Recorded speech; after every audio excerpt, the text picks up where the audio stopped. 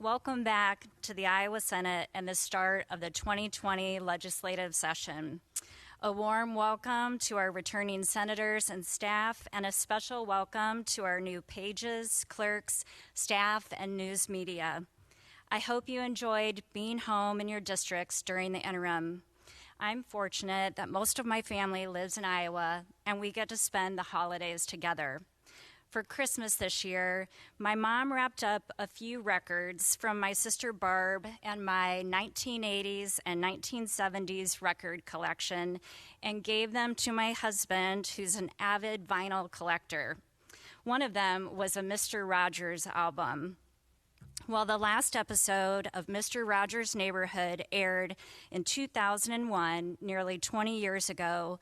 Fred Rogers' nostalgia seems to be everywhere. So much so that my 15-year-old daughter asked me this fall, why is Mr. Rogers so popular again? I told her I believe Mr. Rogers' popularity has resurged because people are longing for kindness and a sense of connection in our world. As author and podcast creator Carville Wallace put it, in a time like this, Fred Rogers has something we desperately need. Mr. Rogers' Neighborhood was created especially for kids, but it also sent a message to adults about making our neighborhoods, communities, and nation a better place to live. Mr. Rogers famously told this story. When I was a little boy and I would see scary things on the news, my mother would say to me, "Look for the helpers. You will always find people who are helping." In that spirit, I'm asking today that we strive to be the new helpers, focused on working together to build a healthier, happier, safer, and stronger Iowa neighborhood for our parents, grandparents, children, grandchildren, and our friends. What's that mean for the Iowa legislature and governor this year? First, it means state legislators must lead by example.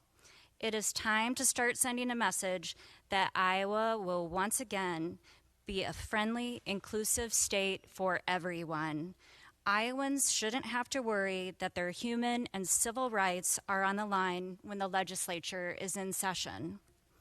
We have a responsibility to deliver kindness and care to people who don't look like us, people who have less money than us, people who don't share our interests or our political views, and people who haven't had the same opportunities we've received.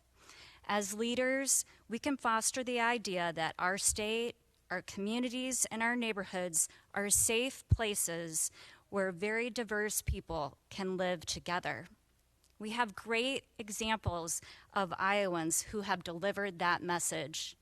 Iowa State University graduate Carrie Chapman Catt played an important role in securing women's right to vote in the United States. Our state and our country is stronger because women have the right to vote.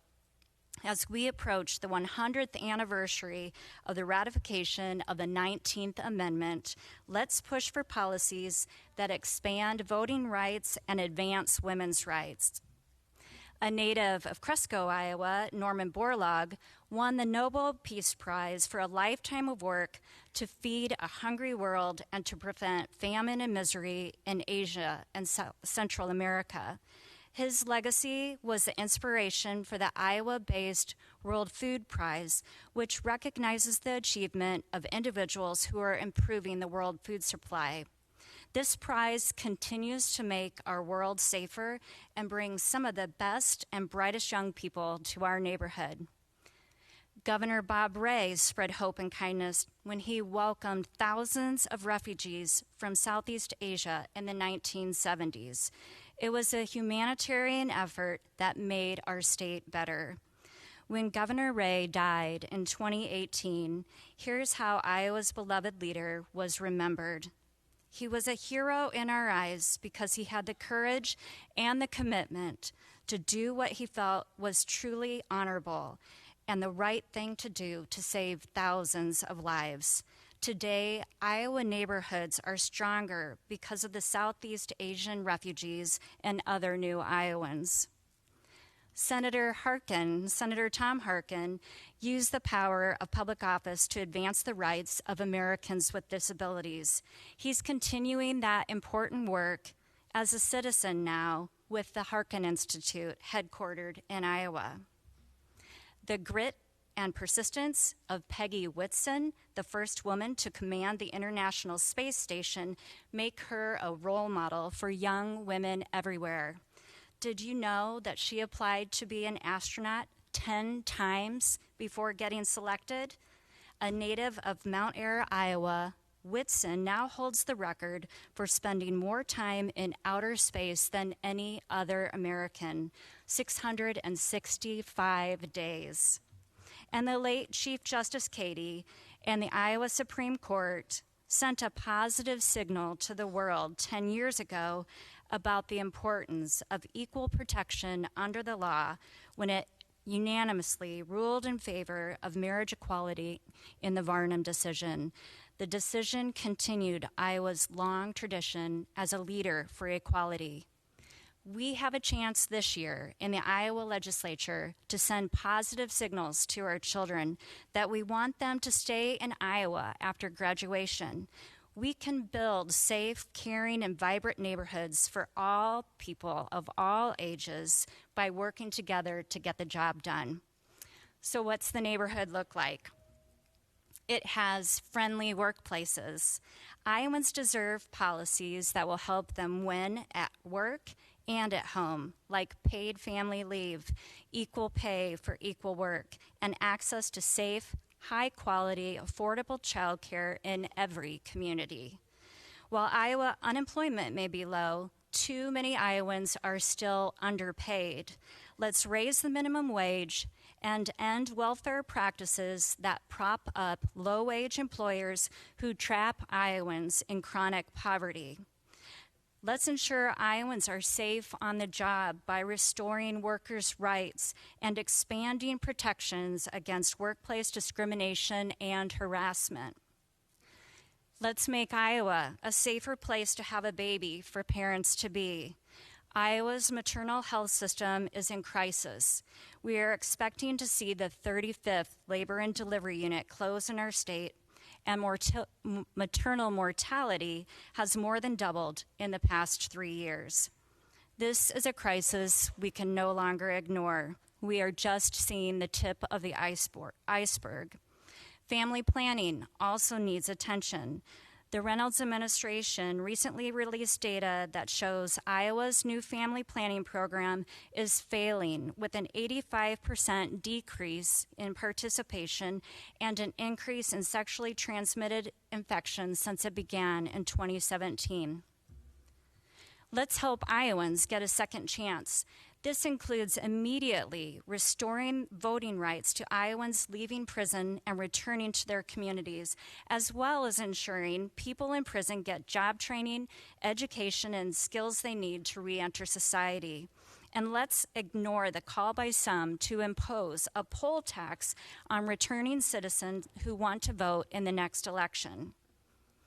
Let's expand healthcare and mental health services and ensure stable, substantial funding for adult and children's mental health services. And let's protect our kids from vaping.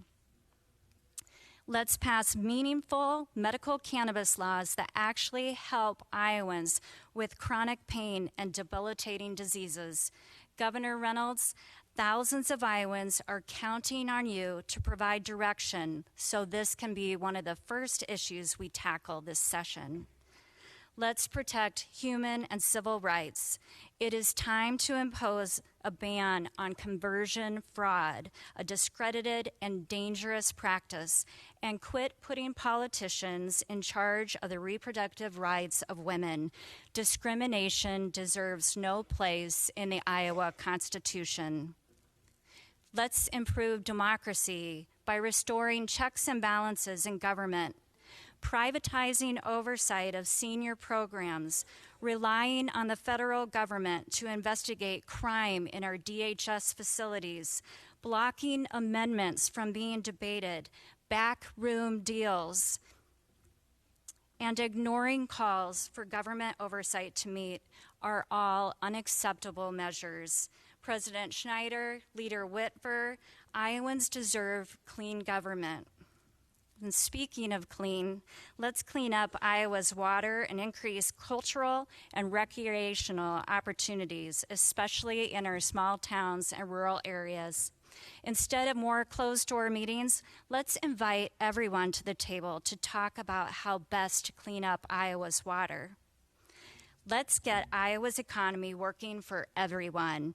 Iowans don't win when tax cuts go to out-of-state corporate giants and the wealthy, and program cuts go to our public schools and healthcare services. Our budget should put Iowans first, investing in our K-12 public schools, apprenticeships, and job training programs at a rate higher than inflation. Let's protect our children so kids can be kids.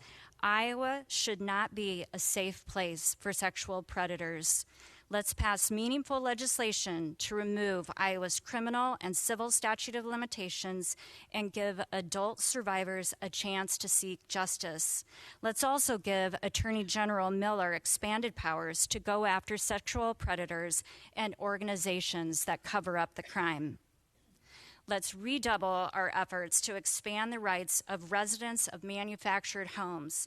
Even though they own their homes, these residents have fewer rights than renters, and they're facing outrageous rate hikes from predatory, out-of-state landlords.